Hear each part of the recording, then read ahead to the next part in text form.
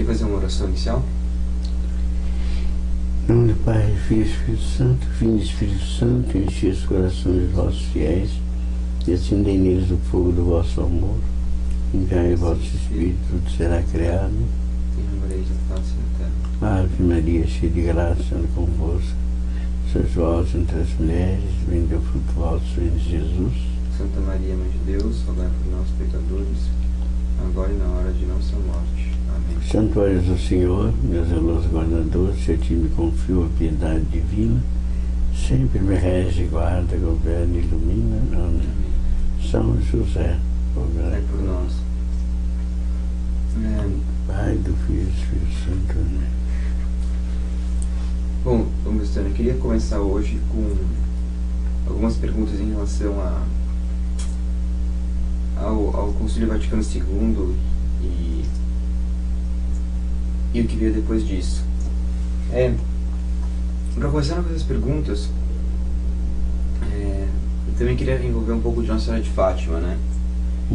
E então eu vou começar primeiro pela parte de Nossa Senhora de Fátima e depois entrar no concílio.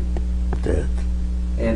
Vossa Excelência acha que é possível ler todo o século XX por vezes aparições de Fátima e, em caso isso seja positivo, de que modo podemos compreender o século XX pela aparição de Fátima? Eu creio que a aparição de Fátima, ela não só marcou um século todo, mas ela foi uma grande oportunidade para nós reconsiderarmos a nossa vida cristã e não voltarmos atrás. Muitas coisas que estávamos recebendo daquela maldita herança da Revolução Protestante, do Iluminismo e do comunismo também. São as três grandes forças que nasceram da primeira revolta contra a Igreja, a revolta de Lutero. De fato, nós estaríamos em condições assim, em condições trágicas, de quase eliminar o cristianismo da Europa, só do mundo também. Por exemplo, com a Revolução, com a Revolução Protestante, 2/3 da Europa passaram para o protestantismo. Deus ao Senhor nos acudiu, porque fechamos a porta para... o demônio fechou-nos a porta da Europa, mas ao mesmo tempo Deus nos abriu a porta do continente americano e das missões, e dessa maneira foi possível recuperar populações novas para a Igreja. Evidentemente, logo depois tivemos aquela revolução cientificista e agnóstica da Inglaterra, com o iluminismo, o liberalismo, e de novo perdemos grande parte das equipes dirigentes do mundo europeu, e a situação se tornou cada vez mais trágica, porque, na verdade, a partir daí, a negação caiu em cima do próprio coração do dogma católico. Jesus Cristo não era mais uma personagem da história, mas era uma ficção, uma elaboração da loucura humana. E nós, então, perdemos aqui todo sentido sobrenatural. E, finalmente, quando chegamos ao 3º grau dessa degradação, encontramos um comunismo ateu e político militante que tentaria cortar todas últimas raízes da mensagem cristã. E, de fato, acabamos caindo no niquilismo, ou então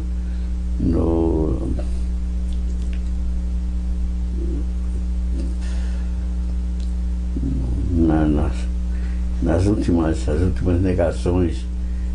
Deus não existe, o homem não existe, né?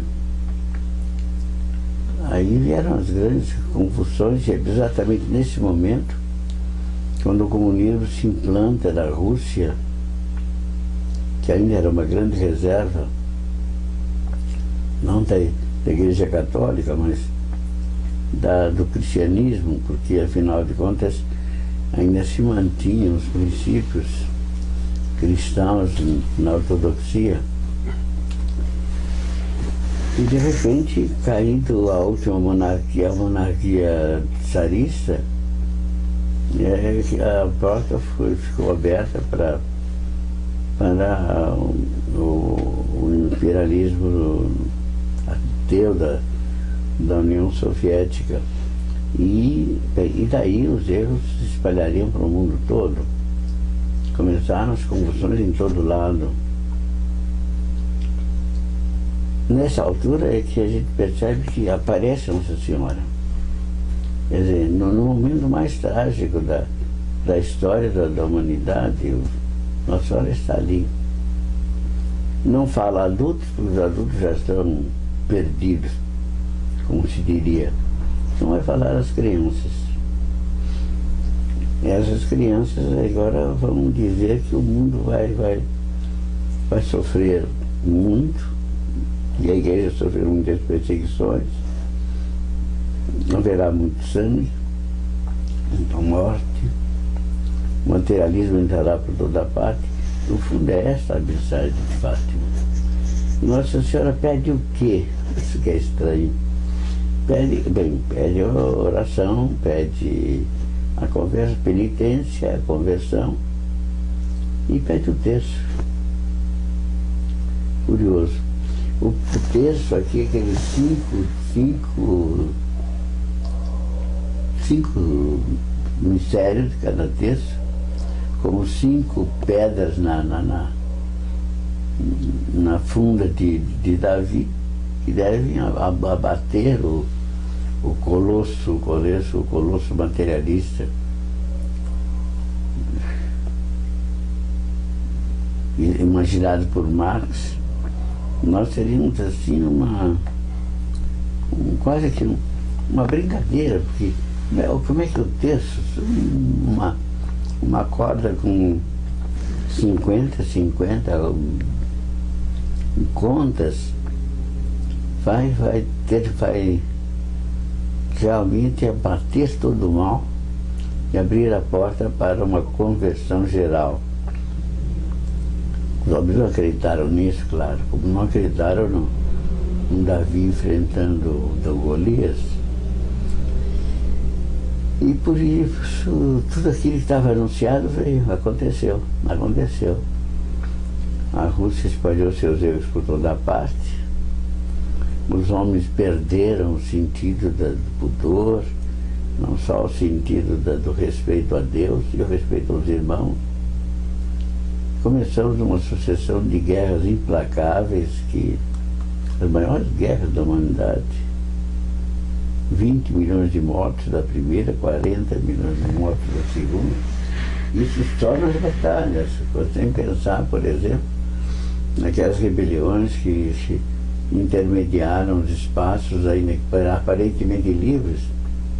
Mas só pensar, por exemplo, quantos milhões morreram na Armênia, já 1 milhão aí, depois na Ucrânia, e depois nos outros países onde praticamente, não fosse a providência divina, teriam sido eliminados os homens. A destruição, por exemplo, da única nação ainda cristã na América Central, na Europa Central. Bem, Nossa Senhora depois vai voltar na Iugoslávia, exatamente, renovando o espírito cristão. Ela é sempre Nossa Senhora, é a mãe que recorre assim na hora em que o filho parece inteiramente perdido, para dizer a ele: calma, confia, reza, converte-te.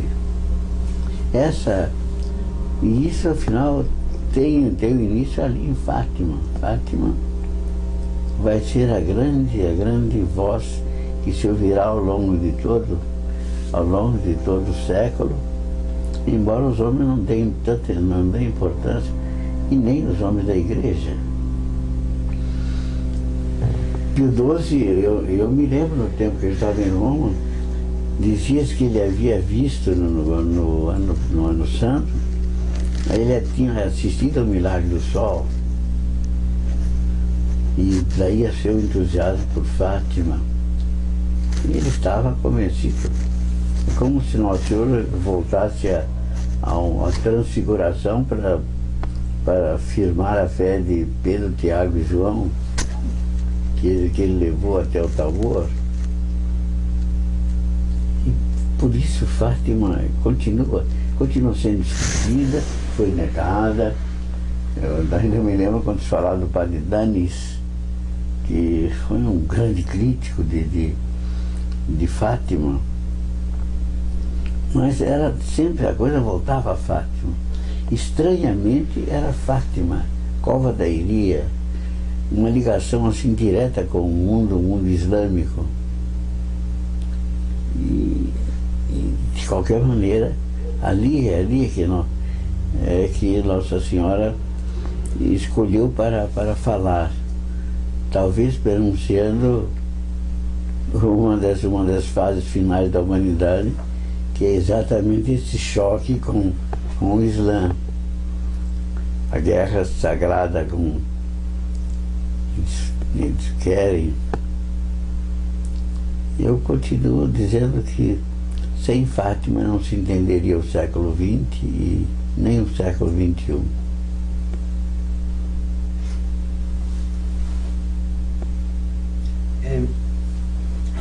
Em relação à Nossa Senhora de Fátima, muitos se atribuem que a mensagem de Fátima teria alguma relação com o Concílio Vaticano II. E isso é possível? E até onde isso é possível?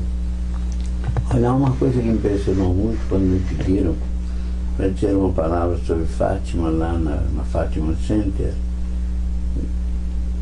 E eu já tinha escrito alguma coisa na Folha Diocesana, alguns anos antes, tentando fazer que a atenção se voltasse um pouco para Fátima. Porque parecia claro, que tudo aquilo que Fátima havia anunciado não estava acontecendo. O Concílio Vaticano, segundo a minha opinião, é que Nossa Senhora teria aconselhado a não fazer o concílio. Não é que o concílio seja anticristão ou não seja realmente o concílio ecumênico, não é isso. Mas que os homens abusariam do concílio para fazer o mal.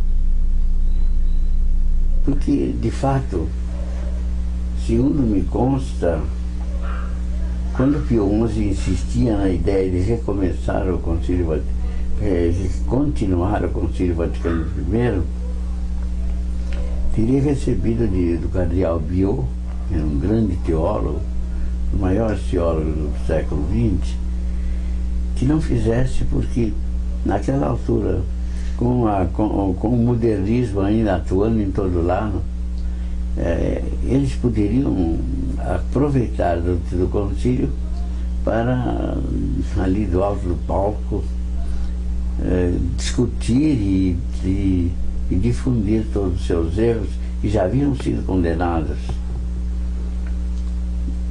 Isso teria convencido Pio XI a não retomar o concílio. Depois também se sabe que Papa Pio XII tinha um interesse em realmente reviver uma condenação, um esclarecimento sobre os erros mais modernos. E ele também teria desistido de uma ideia do concílio exatamente pelo perigo de que naquele momento todo erro refloresceria.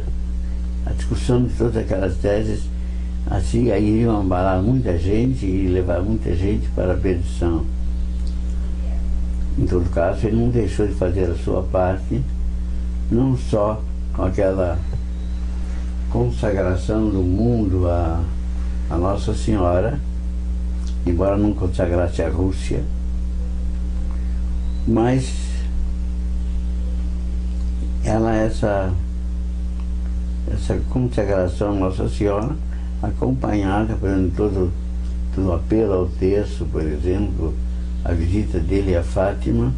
Pio XII, isso? Pio XII.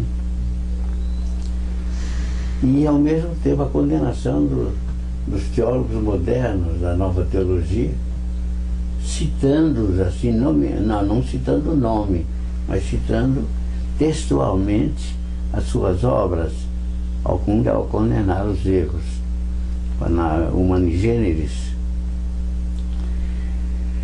Na verdade, aquela posição era uma posição bastante clara. Ele voltava aos erros modernos que teriam um palco num concílio.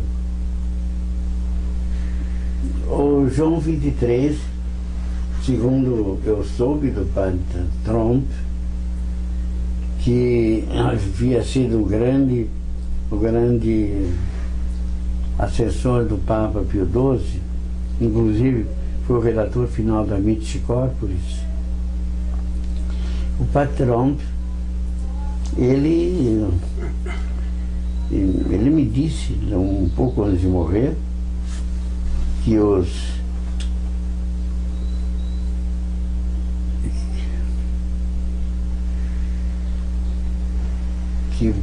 João XXIII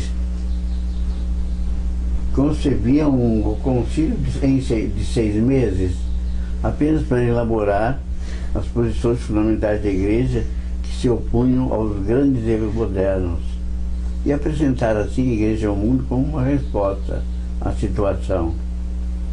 E era uma coisa de 6 meses, dizia ele. Acontece que o padre Tromp foi encarregado de coordenar aquela equipe que havia de redigir os esquemas preliminares do Concílio Vaticano II. E assim aconteceu.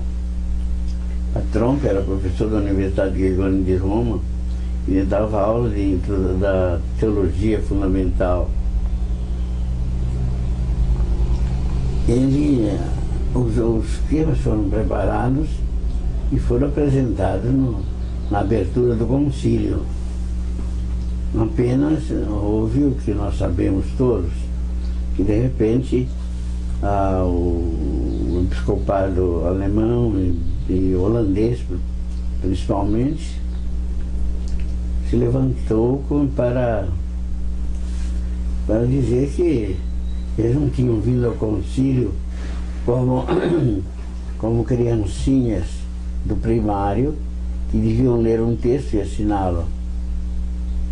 Eles queriam estudar tudo aquilo e encontrar as suas respostas. Eles falaram através de símbolos que nós quem não conhecia, principalmente pela leitura da teologia do apostolado sobre sobre Nossa Senhora, ele foi apenas um porta-voz, mais ou menos ingênuo. Eu fiquei bastante surpreendido quando ele fala em nome do episcopado holandês e alemão para dizer isso ao Papa. O Papa se surpreendeu, segundo Tromp, E aí percebeu que não ia, não ser, o Concílio Vaticano não seria uma coisa pacífica. E por isso acabou dizendo, então, que seja um concílio pastoral. Quer dizer, discutir as questões assim, as questões periféricas ou apenas de prática concreta da doutrina. Era uma expressão que não se tinha. Bem, não será um concílio dogmático, não, sem aquelas declarações solenes e condenações, mas é um concílio pastoral para estudar as dificuldades ou os problemas que a igreja estava enfrentando. Mas aí ele teria se assustado, e agora? Mas foi o que ele disse, um concílio pastoral. Portanto, já desde o começo, deixou claro que o concílio não iria proclamar verdades dogmáticas definitivas, a não ser aquilo que já estava proclamado antes.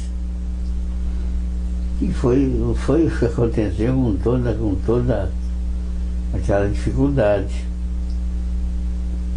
Agora, uma coisa que me impressionou muito foi o seguinte, que Nossa Senhora em Fátima disse que o mundo seria rezar sacrificado pela Convenção da Rússia, porque se o mundo não fizesse, se a Rússia se convertesse, ela seria uma bênção para o mundo.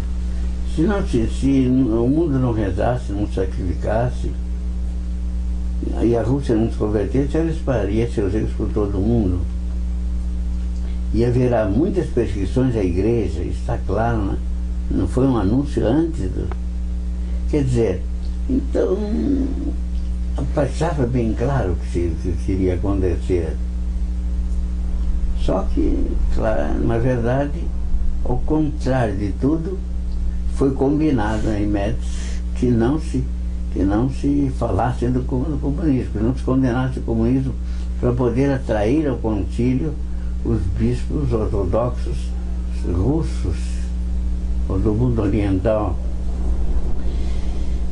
Bem, como é que embora não seja uma declaração pública, mas foi um ato público, não condenaram o comunismo, embora depois haja uma referência ao materialismo, mas de qualquer maneira não a Rússia.